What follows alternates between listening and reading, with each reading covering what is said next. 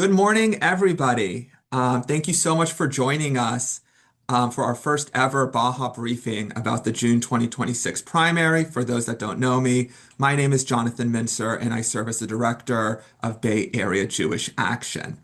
BAJA is the affiliated political nonprofit of JCRC Bay Area. We seek to mobilize Bay Area Jewish political advocacy.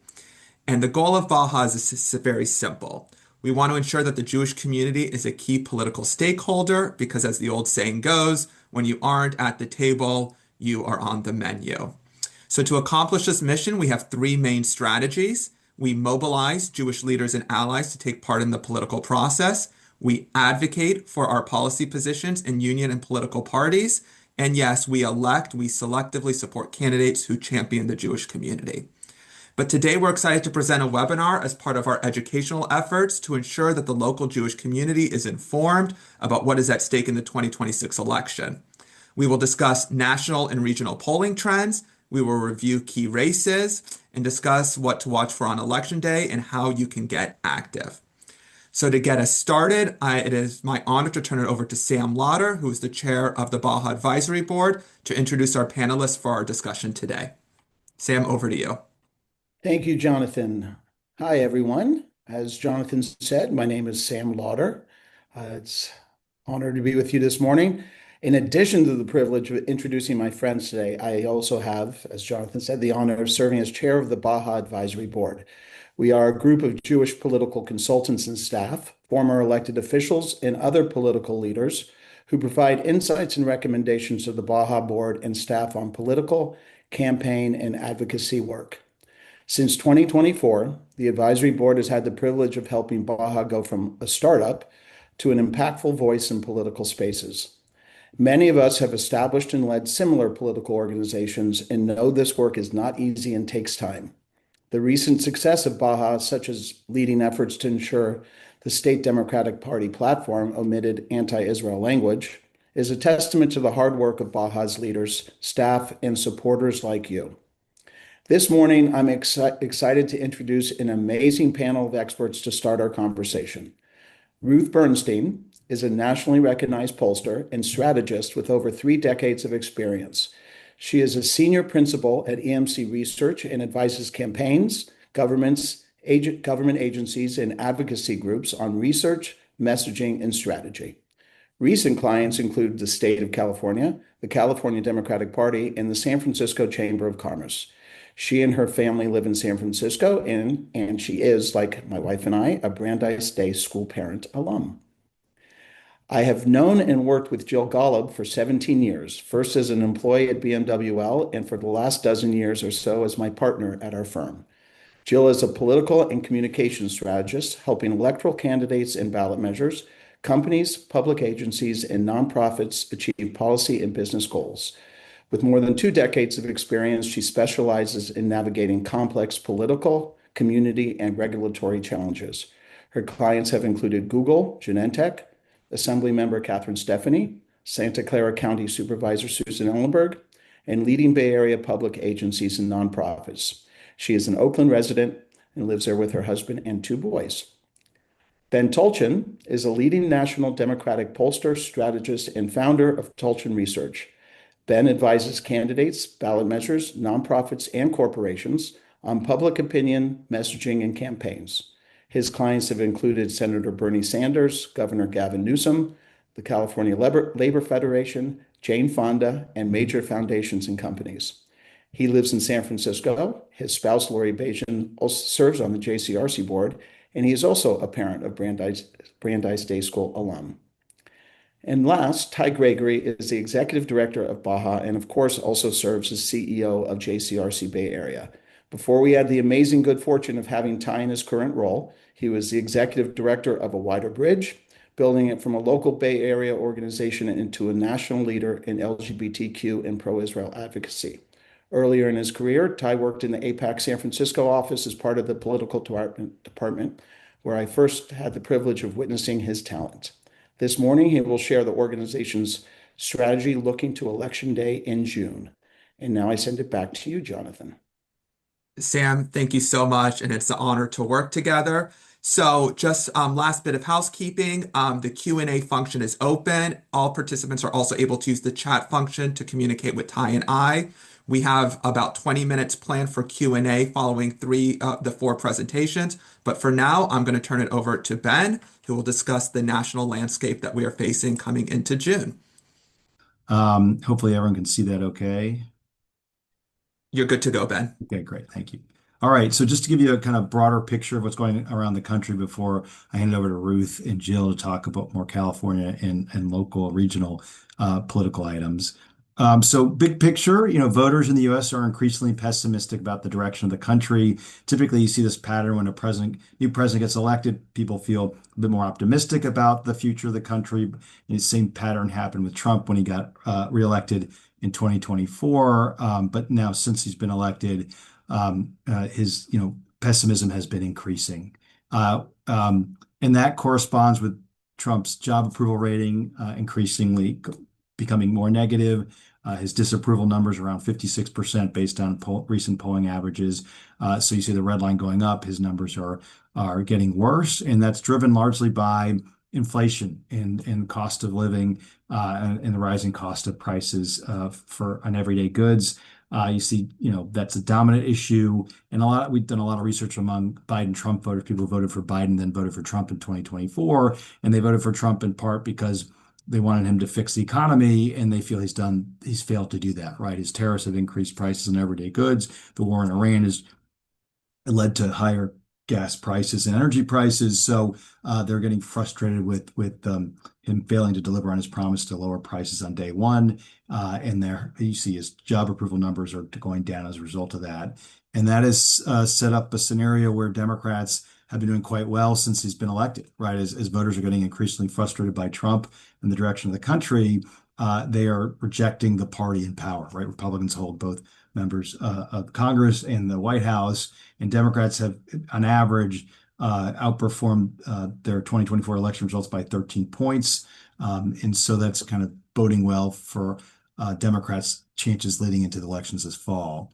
The war in the Middle East, honestly, it largely falls along really the war with Iran. I should have to specify which war in the Middle East I'm talking about right now, unfortunately.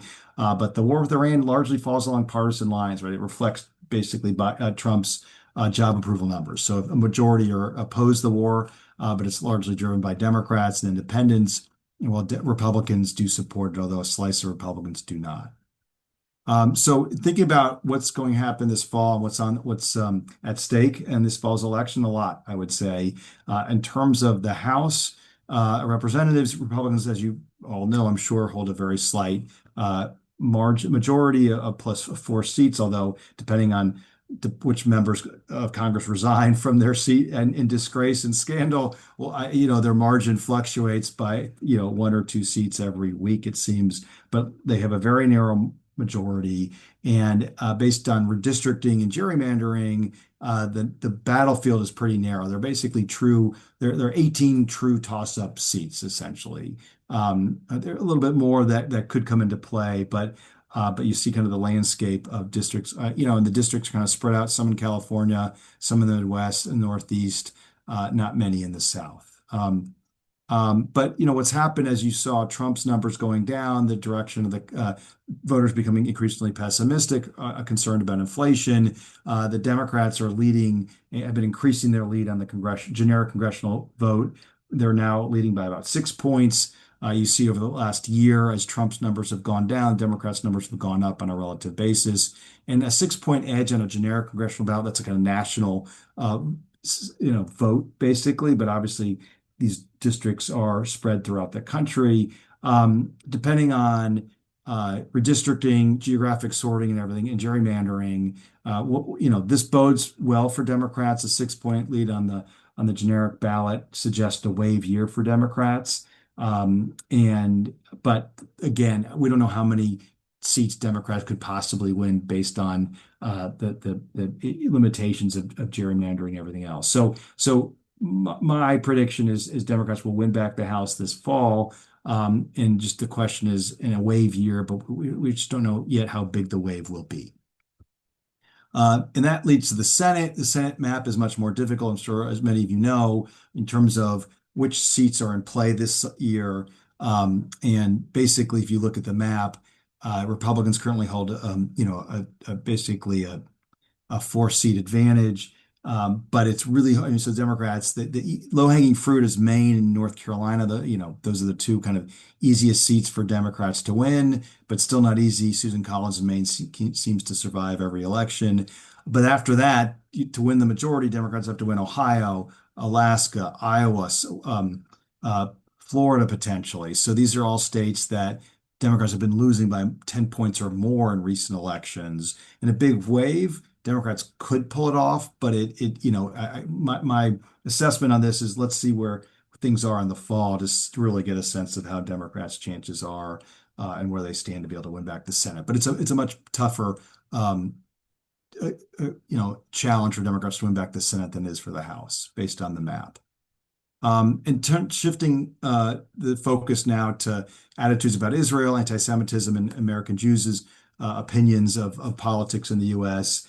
As I'm sure many of you track this, support for Israel among Americans broadly has been in decline, really since several months after October 7th. And you see the trend line now forever. Majority of Americans have always sided with Israel over Palestinians. But that's now turned upside down, right? So now a plurality of Americans our sympathies lie with Palestinians over Israel. And that change is driven largely by Democrats. Now, 2/3 of Democrats align with Palestinians over Israel, and that's only happened in the last couple of years.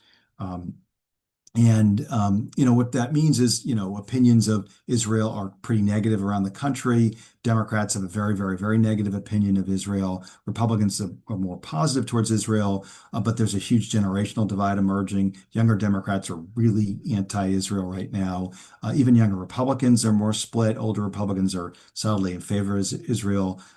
So you see Israel's standing has deteriorated pretty dramatically in recent years, especially with younger voters. And Netanyahu is a big part of that problem. He's, very unpopular in the U.S., 30% favorable to 63% unfavorable, even more unpopular than Trump, but similar to Trump. And obviously, once he kind of poked his finger in the eye of Obama years ago and aligned himself with congressional Republicans and Trump, he's alienated himself with Democrats and a lot of independents in this country. And that's brought down Israel's numbers in the U.S. And I point to that because American Jews are still very democratic. In the most recent presidential election, based on a few different polls, indicated that Harris won about 75% of the American Jewish vote to 25% for Trump. There's some big differences within the U.S. Jewish population. Reform Jews are the most democratic, 84% supporting Harris. Even conservative Jews, 75% supported Harris.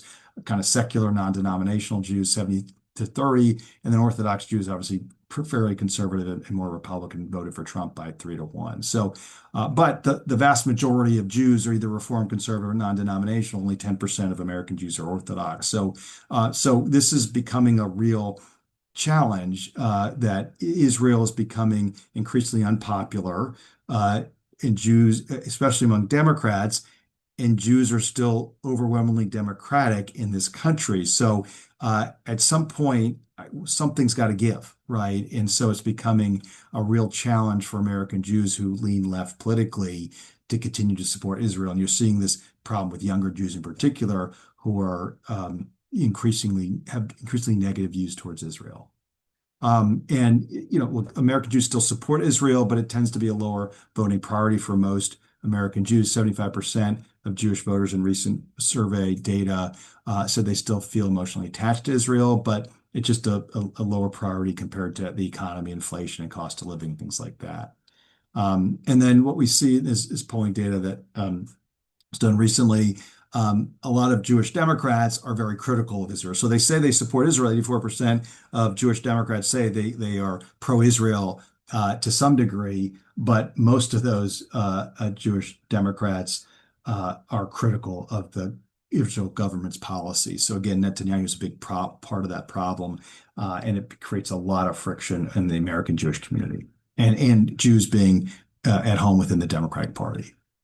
And then one quick data point, and I'll turn it over to Ruth, is obviously, rise of anti-Semitism around the world in the U.S. and Jews have definitely picked up on that. And compared to 20 years ago, the issue of anti-Semitism was not seen as a major problem, but now almost all, it's become a perceived as an increasing problem among American Jews in the U.S. So, obviously, with the rise of anti-Semitism acts, Jews definitely are feeling that hatred directed toward our community. So, with that, let me turn it over to Ruth.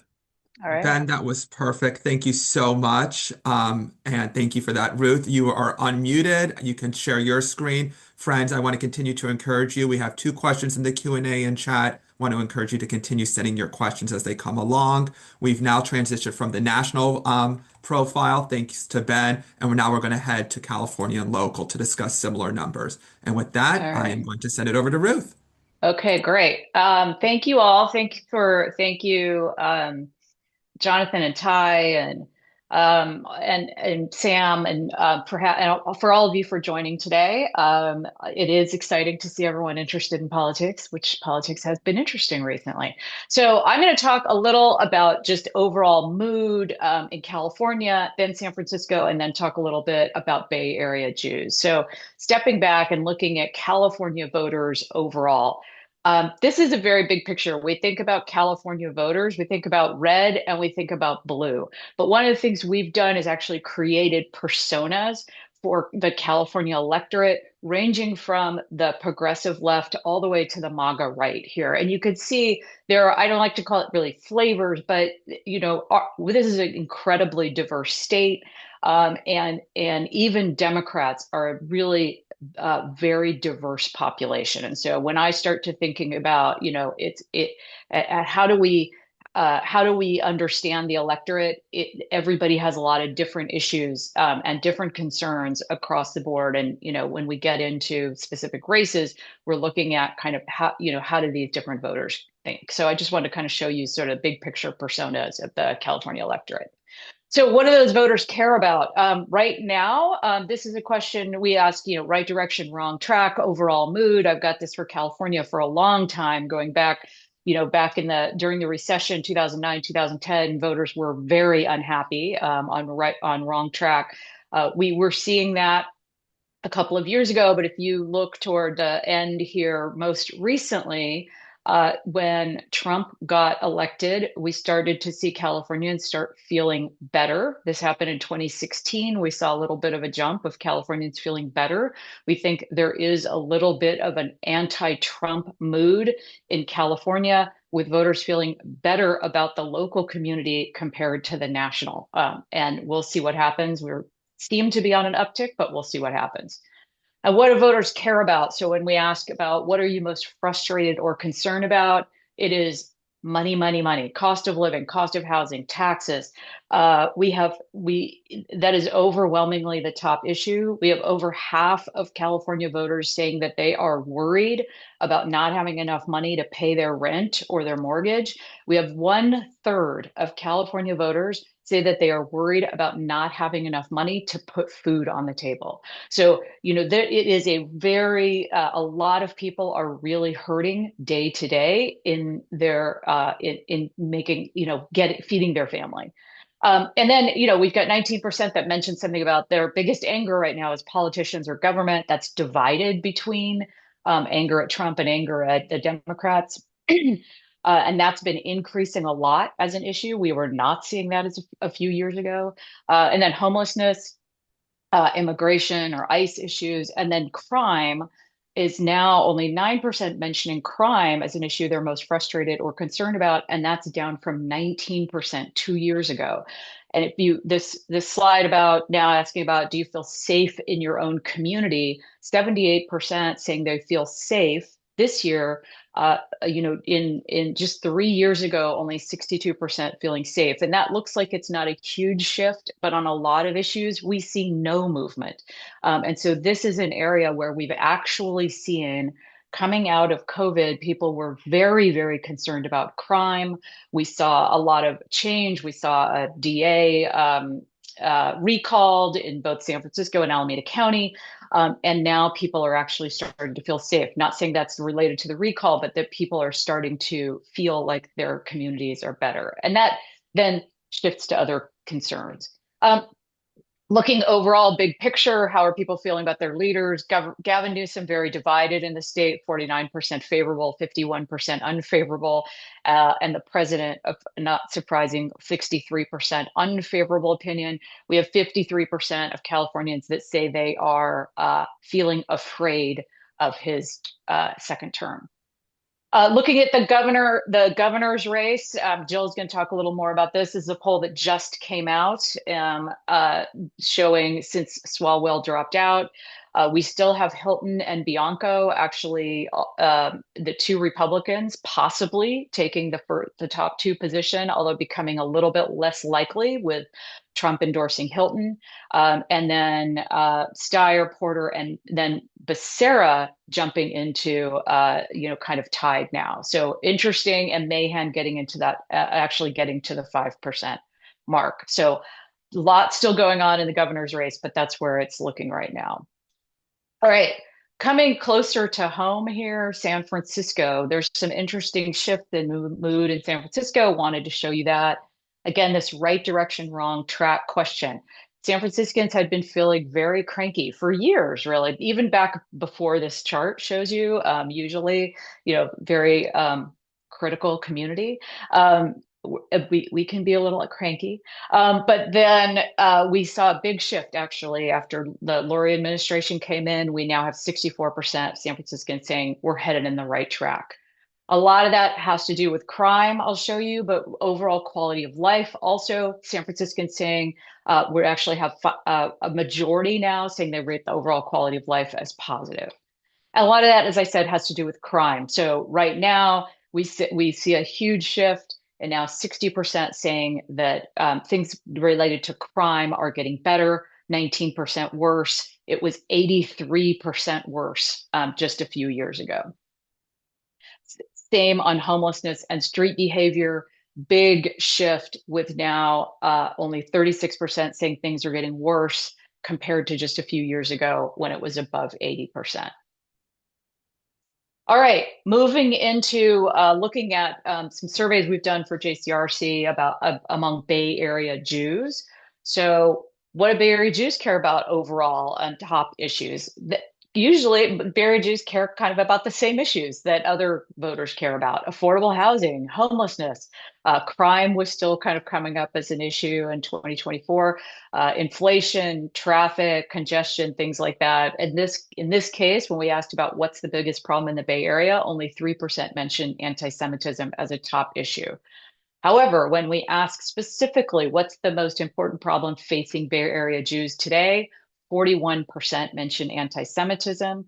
That's still very high, and it's been high in the other surveys. We had also 8% mention violence or hate crimes, and 7% mentioning discrimination. If you look in the box on the right, 55% total mentioning kind of that negative, very negative anti-Semitism, violence, discrimination, up from 37% in 2022. So a real shift after October 7th. And then we asked about how have you personally experienced or witnessed anti-Semitism? 42% said that they had. This is a survey in late 2024, and that was up 10 points from, since before October 7, a real significant shift, and a huge percentage of the Jewish population that have personally experienced or witnessed anti-Semitism, really almost half. And people say they don't feel as safe. 55% saying that they feel less safe since October 7th. It was down a little bit in 2023, right after, we said we had 61% feeling less safe, but that is a huge percentage of Jews that are feeling they actually just feel less safe in their day-to-day life.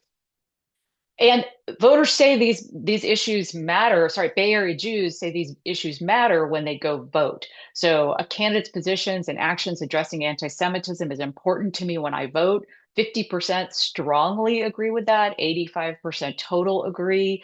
And then a candidate's positions and actions addressing Israel are important to me, 84%. They're also not happy with how the Republican and Democratic Party are dealing with this. So, dealing with anti-Semitism, even 53% are not happy with the Democratic Party, how they're dealing with anti-Semitism. And then finally, just to wrap up here, we do see overwhelmingly Bay Area Jews support Israel's right to exist as a state. But as you saw in Ben's numbers, the satisfaction with the current administration, a lot of dissatisfaction, 74% disagree that they're satisfied with the current administration. And with that, I will pass it along to my friend Jill. Hi, everybody. Thanks for having me here. Obviously a lot going on. I don't I'm gonna go over some of the big races that we're watching and add some color to the polling that Ben and Ruth provided. I mean, I think like the takeaway from the one of the big takeaways from what Ruth presented is like the landscape in California has changed dramatically when it comes to the issues that voters care about, and that's changing the conversations that are being had among candidates and also the races and how they're playing out. So whereas a couple of years ago the number one issue was public safety and homelessness, now voters are feeling scared and squeezed financially. Cost of living is far and away the number one issue in California. They want to know how candidates are going to help them afford their housing, afford their groceries, and how they're going to help them survive. There is obviously some element of anxiety about the national administration and wanting to make sure their candidates are going to fight back against Trump. But that's not the biggest driver unless it's related to the economy. So fighting back against, some of Trump's economic policies. And so the question a lot of voters are asking is, who do you trust to do both, to fight back against Trump and also help make their community, their, lives more affordable. We can start with the governor's race. That's obviously, I don't think anybody has ever seen a governor's race like this in their lifetime. I mean, this is unbelievable. Obviously, you saw, the numbers that Ruth shared currently, two Republicans are at the top of the ticket. Or the top of the polling. They've been at the top of the polling for a while, though we are starting to see some movement. There was some kind of coalescing around Eric Swalwell before, obviously he had a total collapse in 48 hours and had to drop out. And so now the question is, where are those voters going to go? And what, if anything, is the Democratic institution going to do to ensure that at least one of the candidates in the top two is a Democrat? As that Emerson College polling, which is, I think, the only polling that's currently out that shows movement after Swalwell dropped. You're seeing movement among all the candidates, but you're also specifically seeing movement around Becerra. So, I think it's too early to tell what's going to happen there, and there's a lot of pieces moving. But just this week, I think Tom Steyer picked up the California Teachers Association endorsement, which is a really big endorsement. So, and some of the unions that were supporting Swalwell, the question will be, where do they go? I think from the Jewish community perspective, there was a big forum in February. I know JCRC Bay Area was part of that. There were only 5 candidates that participated. Eric was, one of the biggest advocates for the Jewish community. Without him in the race, the question will be, how do the candidates are going to need to court every vote they can possibly court. And so, how are they going to address the Jewish community? That's a big chunk of votes. And how are they going to address issues related to anti-Semitism and Israel? I think so far Matt Mahan has been the only one who's been a strong, loud vocal advocate on, the enforcement of AB 715, and then calling out sort of anti-Semitism through his existing, bullpit. Katie Porter did not participate in that forum, so it'll be interesting to see what happens for her and from like how she is going to grow. She's announced that she raised $1 million this week or over the last few days from basically a lot of small donors. So there's like a natural energy behind her campaign. So I think it remains to be seen. I think anybody who can tell you what's going to happen in this governor's race is lying to you. Like we've never seen anything like it. We never seen will. And I think a lot of things are going to change in the last few weeks, and it'll be really interesting to watch. And then let's talk about two of the congressional races. We'll start with the race in San Francisco, CD11. It's the first time that seat has been contested in 40 years, with Speaker Emerita Pelosi not running for reelection. There are three serious contenders in that race. State Senator Scott Wiener, more moderate, endorsed by the Democratic Party.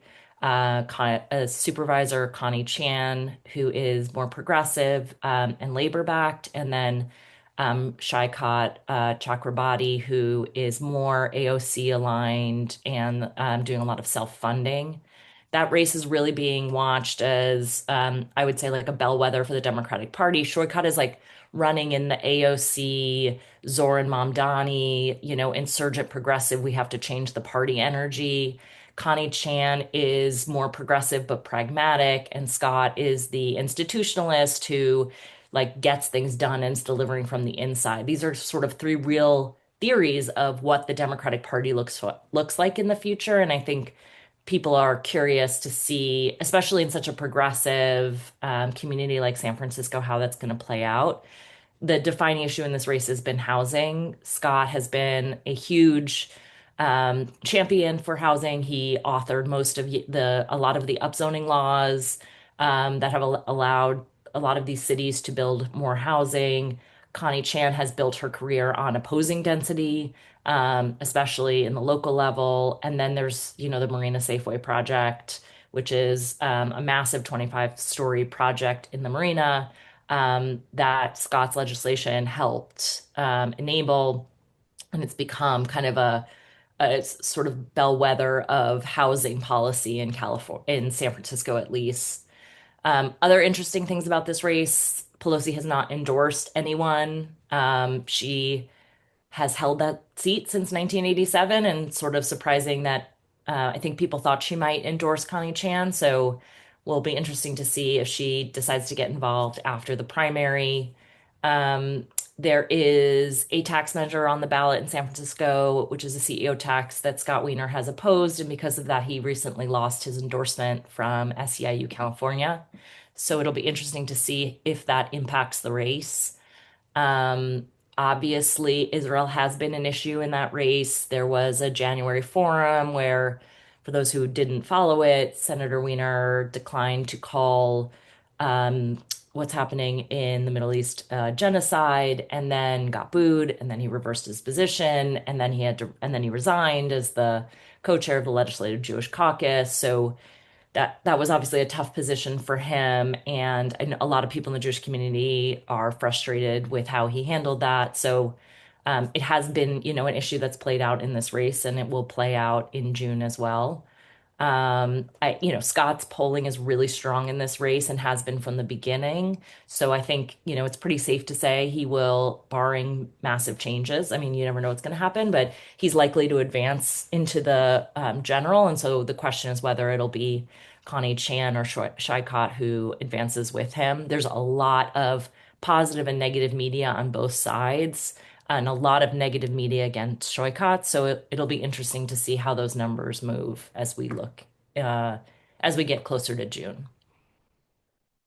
In the East Bay, because, well, it's very complicated, but because Eric Swalwell was running for governor and he wasn't running for reelection, there was already an election for that seat. The main candidates are Aisha Wahab, who is a current state senator. She's the institutional frontrunner.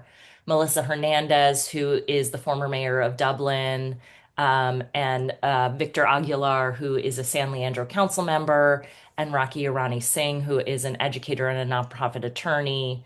Um, because Eric has now also resigned from his seat, there is also a special election, and it was too late to combine those elections. So there will be four people in Congressional District 14 will vote four times between now and November for who will take that seat. They will do a June primary, and then another June primary, an August general election, and a November general election. So I don't think anybody's ever seen anything like that before. I think the interesting part about this is turnout is going to be wildly different, right? So we had already expected a low June turnout because the governor's race is just not driving turnout. To ask voters in this district to vote twice in June, I mean, turnout for the second June election will be abysmally low.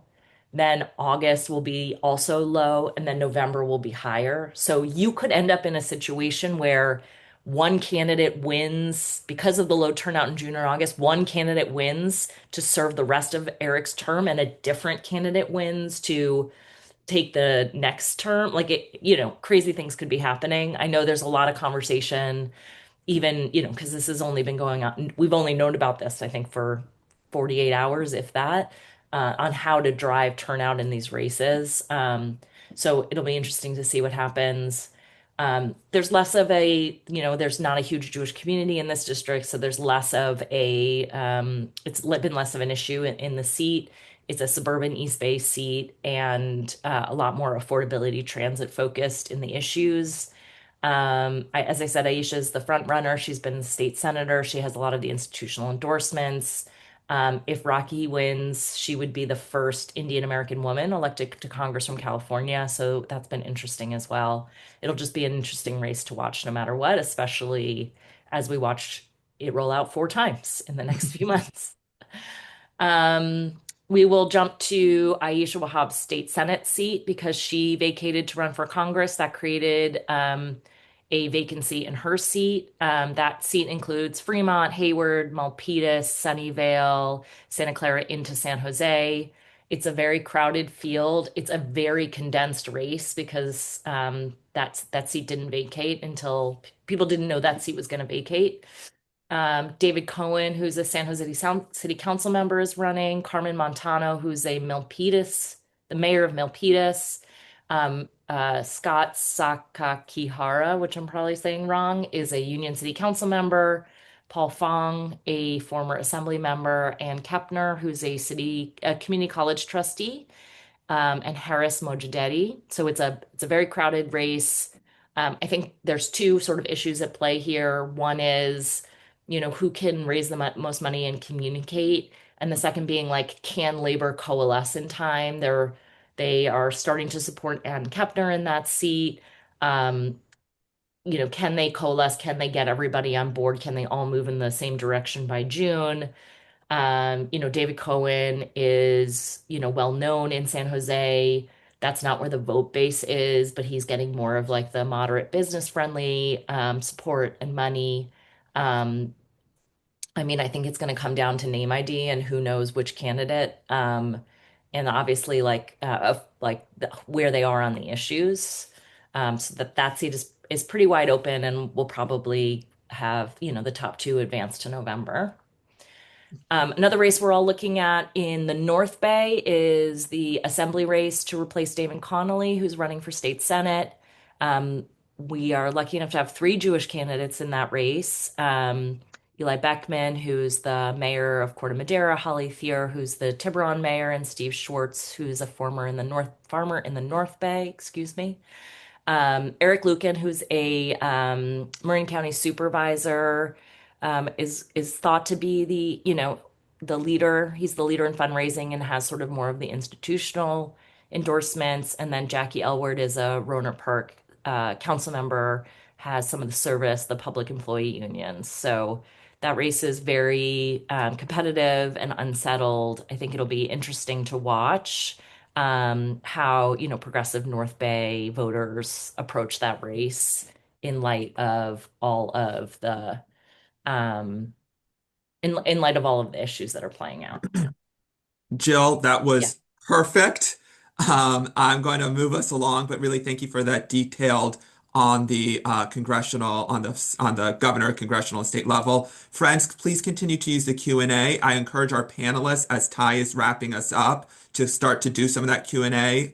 So if you want to respond directly, you can, and then everyone will see it. In addition, I'm gathering key themes for our discussion to continue. But for now, I want to hand it over for our final speaker, Ty Gregory, Executive Director of Bay Area Jewish Action. Jill, thank you so much. Great. Good morning, everybody. Thank you for taking time to be with us. I want to quickly bring it back home for all of us and part of the reason we're here, which is our community is very motivated to be a part of the political process, given what we've been experiencing in recent years. We've seen a number of incidents throughout our K-12 schools across the 10-county Bay Area, leading to a surge in interest in our community in school boards and in local city councils, where we've had a number of these wackadoodle, ceasefire and BDS resolutions where folks are wondering to themselves, shouldn't we be focused on filling potholes and serving our communities and not trying to be the United Nations and dictating foreign policy? So we're seeing a surge in interest for our community when it comes to local and state politics. And so that's probably why we have so much interest here. And that's really why we created BAJA, is to mobilize and educate you, having programs like this so that you are clear-eyed about how to engage and where we are thinking about how we should engage with local and state elections. What I want to talk about for a minute is how Jewish issues are becoming litmus tests in this race.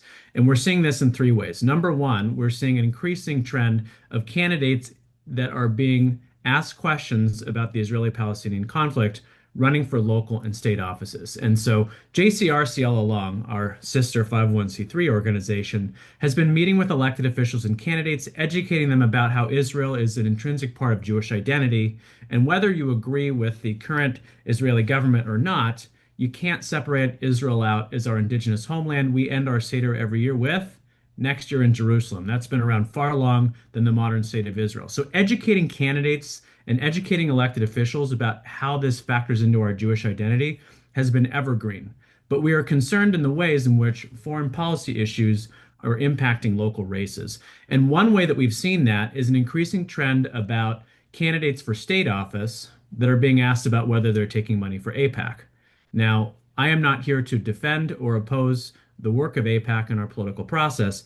I am here to say that people are being asked questions about this in a way that doesn't feel great, in a way that connects the activities of AIPAC, which are consistent with just about every other industry, calling it dark money or equating it with oil and guns and these negative and tobacco, right? And so we need to educate people about the ways, just like we can say, you can criticize the policies of the Israeli government, and that's not anti-Semitic. You can criticize the policies and the activity of AIPAC. That's not anti-Semitic. But when we start to bring anti-Semitic tropes into those conversations, it feels yucky. It feels yucky to a lot of us. Quite frankly, AIPAC doesn't play in governor's races, in state races, and local races. And so it's irrelevant, and yet we're seeing the ways in which that creeps in.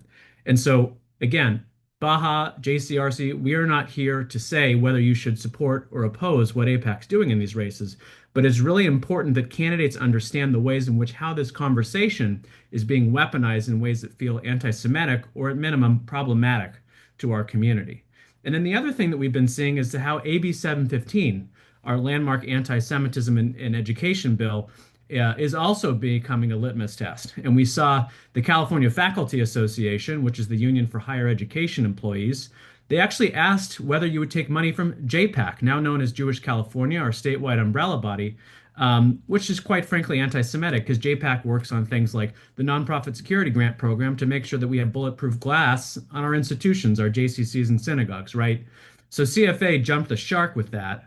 But we're seeing how increasingly the priority bills of JCRC and Jewish California and our community are becoming weaponized or politicized at the local and state level. That's all new.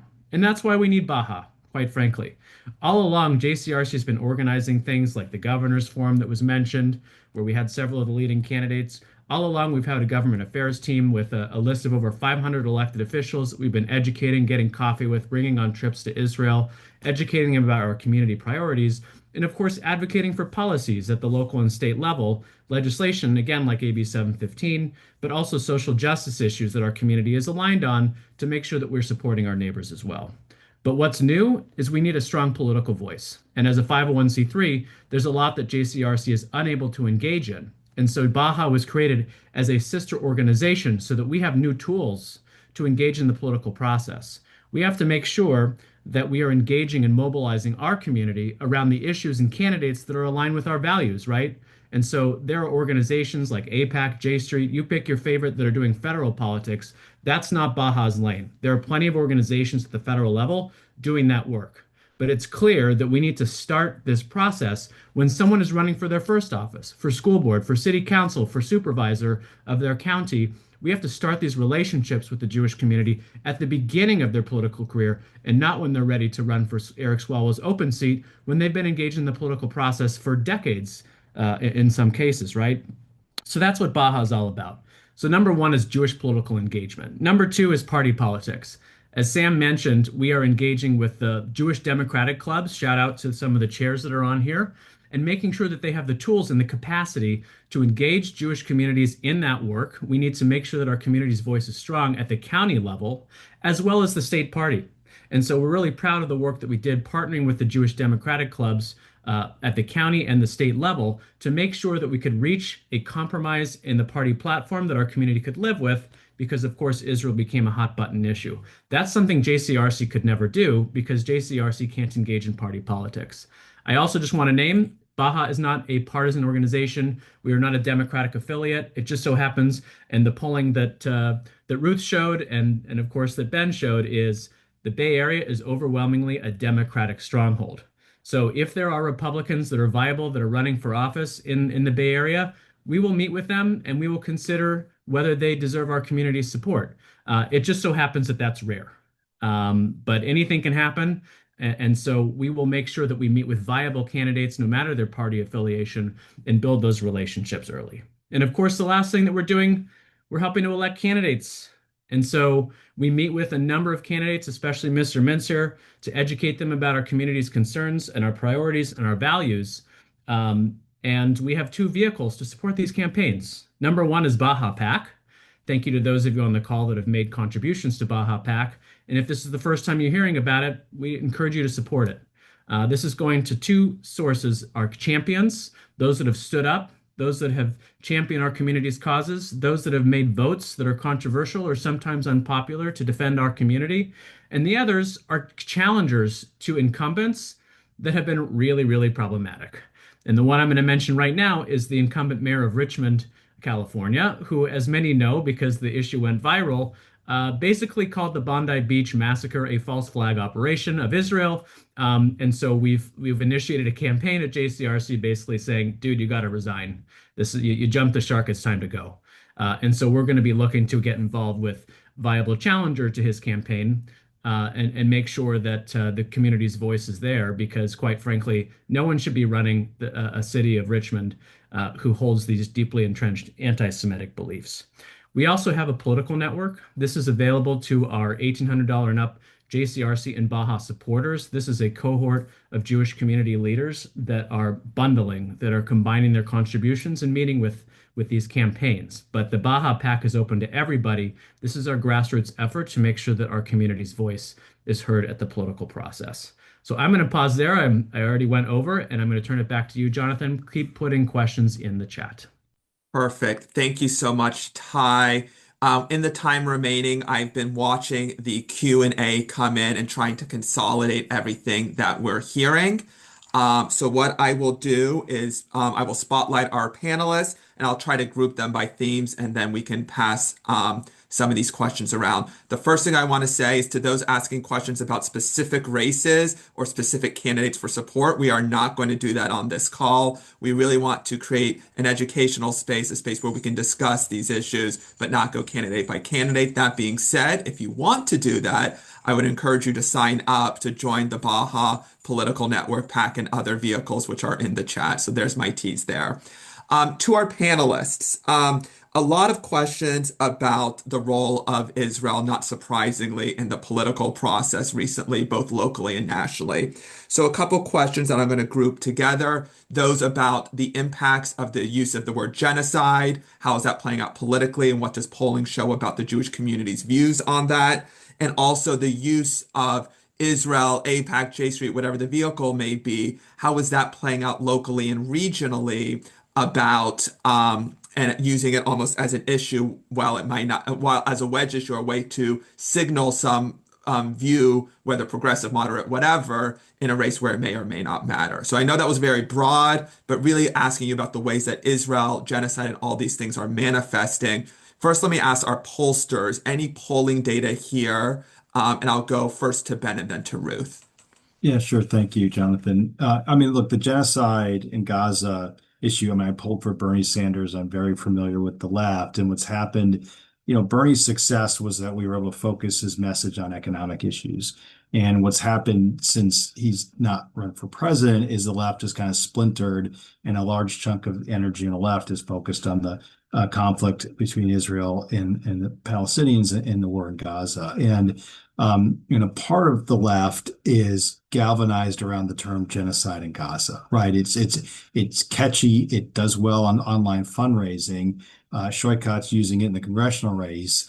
And you saw it put Scott Wiener in a vice, right? And he to the point where he flip-flopped on the issue. So it's highly problematic. I think that it's more a niche issue with like the far left online, but people live online and they think that's the whole world. And I think the broader electorate, doesn't engage and care as much as you saw the priorities. They care about inflation and cost of living, not Israel, not the conflict in the Middle East.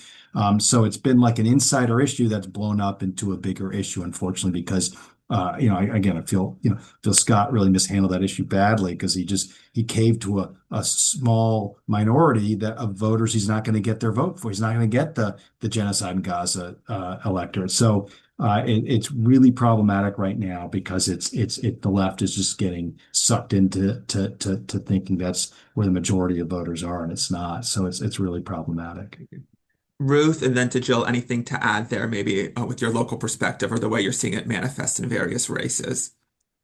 Yeah, I mean, I think I agree with Ben that it's not what most voters care about right now. And I think it's just an example of litmus test politics that we've been seeing for decades, right? And especially, a lot of times the right does it to us. We've seen it on trans issues where that you get these like litmus test issues where they force candidates to not have a position that's nuanced or, voters. And so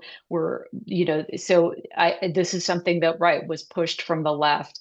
And, it's unfair in many, many spaces because, candidates, individuals, voters can have nuanced opinions. And I think there's just a lot of, this is just another situation of kind of a lot of litmus test, Thank you. Jill, any politics. thoughts? Oh, I have to unmute you. So I'm so sorry. This is my way of making sure that everyone on this call can unmute themselves. Over to you, Jill. No, I agree with everything that's been said, and I think two things. One is like what Ruth and Bennett said is really true, which is like, while voters feel like, especially in San Francisco, that they think it's a genocide, they also don't, it doesn't impact their vote locally for the most part, because that's not the issue they care about, right? What they care about is affordability and housing, and so it's like, I think with Scott, the issue became a big issue because of how he handled it in the forum. And look, I wasn't there. I can't imagine what it would have been like to be in that situation. But what I would tell a candidate I'm working with is like, have a clear position and move on, right? Like you're not going to make everybody happy, right? At the same time, I think we're allowing it to be a litmus test, and we're also like, not like, voters are calling it a genocide because they don't know, right? There's a lack of information and education among voters, and so I think it's uh upon us as a Jewish community to explain and raise awareness of like why that's a triggering term, and why that term does or doesn't make sense, right? And so we can help our candidates have sort of like a softer landing place. Amazing. The next set of questions was actually about the governor's race, was about the concern for a top two Republican, quote, lockout, in which there will inevitably, if the top two vote getters in June are Republicans, one of them will become the governor, most likely 99.999% chance. And also, what are the efforts of Democrats, or what should the Democratic Party, if that's your political orientation, be doing to deal with this issue?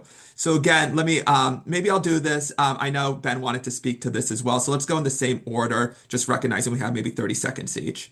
Yeah, I mean, so the top two, there's not going to be a GOP lockout. It's not going to happen. I mean, what's happened is Hilton was getting separation on Bianco. He started attacking Bianco he kneeled during the Black Lives Matter movement. He called him BLM Bianco. That created separation. And then Trump endorsed Hilton. So there's already been a huge separation, and Hilton's going to be in the top two. Okay. The other piece is The Democratic vote share in this primary is going to be much larger than it has been in the past because of energy among Democrats and kind of frustration among Republicans. So there's not going to be two Republicans getting to the general election. That's not going to happen. So we don't need to worry about that anymore. Other opinions, other thoughts? Maybe go to Jill, then Ruth. Oh, I mean, I think the Democrats in California are asking someone to get involved. Like Trump got involved and he picked a candidate, and now we know which one's on the Republican. Gavin Newsom is very unlikely to get involved here, but there are a couple key voices, Gavin Newsom, Kamala Harris, like who could say, like we need to support a candidate as Democrats, and this is my choice, and that would make a big difference here. I just don't know if that's going to happen. Yeah, it is very, very unlikely. I mean, it is not mathematically impossible. There are probably about a third of voters are going to vote for the Republican, and so the question is, do they divide equally? Probably not. I think if Trump had not endorsed Hilton, it became a little more likely. But I agree with Ben that it's Hilton's going to be in the top two. That's going to happen. And what it means is there's about 70% left that probably 10% just don't vote for any of the top candidates. So that leaves about 60% that are going to vote for one of the Democrats, probably the leading Democrat. And how that breaks out, it probably does not break out 10, 10, 10, 10. So somebody is going to come and start moving toward the lead. I think it's going to be a very late breaking situation. Voters are going to hold on to their hold on to their ballots longer than we expected. Obviously, it's been a really not the normal race. I mean, we haven't seen a competitive governor's race in decades. And then this became an odd, race on top of that. And For I'll so many do, reasons. We'll go with and our, odd. and our final question, I do want to be cognizant of time, flagging for everyone on this call. We may go 2-3 minutes over, but I do want to be cognizant of everyone's time. A lot of questions, there's a lot of anxiety in the chat too. What do I, as a Jewish Democrat who believes in Israel's right to exist, but have some issues, or what do I, as a voter, when I see this very anti-Semitic, anti-whatever, or people using litmus tests against Jews, what do I do, right? So I'll go around the horn starting. Let's do Jill, Ruth, Ben, and then Ty. I'll have you finish off this question. And I think that's where we'll end. So the question to everybody, you're concerned, you're anxious about what's going on, what you're hearing and seeing, recommendations moving forward. Do something. Knock on doors, make phone calls, donate. I mean, I have a Jewish mother. I know we're all sitting at home worried, but like what I tell her is what I would tell you. Like, go meet your candidates, go knock on doors, make phone calls. Like, there's a lot you can do. You have all the power as the voters in your district, right? So sitting at home and worrying doesn't move the needle, but you have the power to do so. Have a house party, put up signs, volunteer with your local Democratic Party, donate. Like, please get involved. We need all of our voices at the table. Ruth, maybe from just to give a little bit of spin on, maybe from a messaging perspective or based on what you see in the polling, if we were talking to candidates, what would you say? What do you think is most convincing or to our neighbors about these issues?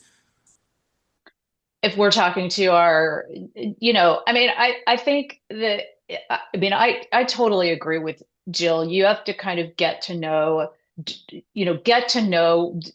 the candidates as much as you can, or read about them, and then talk about the things that are important or passionate to you. So, if cost of living is not your major issue, then that's not what you should talk to your neighbors about if you care about a candidate. Like, so especially I think these supervisor races, you can meet your candidates, you can get to know them. Also the congressional races, the assembly races, and then go to your neighbors and your friends and talk about the issue you care about and how you've researched and found out how those candidates stand on that position. It's very doable, and you don't want to just talk about what you think other people, care about what's passionate to you, and make sure that you know how all the candidates stand on that issue. Ben, and then Ty, I'll actually ask you to close us out. Yeah, no, I appreciate that. And I think, thank again for everyone for being here today, and Ruth and Jill, your insightful comments. And I would just say, stay true to your values, right? I mean, it's okay to be Jewish and a Democrat and support Israel and be critical of Israel. And I think that, I know I'm a member of Temple Emmanuel, and they were inviting some folks from Israel to have a conversation about a new form of Zionism, which is how do we have a country, state of Israel that can be better aligned with American Jewish values so that, we're not in conflict with the administration in Israel. And it's becoming a real problem, right? And making a lot of us uncomfortable and putting someone like Scott Wiener, who's been a good Jewish Democratic elected official, in a really tough situation, right? So I think we have to kind of, address that issue over time. But it's an uncomfortable position. I get it. We all acknowledge it, but we're Jews. We're used to being uncomfortable.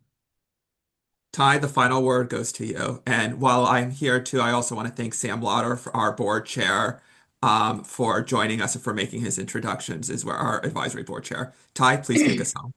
The last thing I want to say, and then I'll close, is there's questions about, what do we do around these buzzwords like genocide or even the term Zionism? Should we be using it? What does the polling say? And I'll just say this.